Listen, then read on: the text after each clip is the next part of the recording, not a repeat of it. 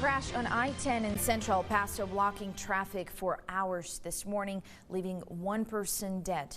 Good evening, I'm Carla Draxler, and thank you so much for joining us. Now, the crash happened around 5 this morning of I-10 West and Raynolds. Police say one person died, but no word on their identity. Special traffic investigators are still working on determining what led up to the crash. Traffic was affected for several hours, but it has cleared since 2 p.m.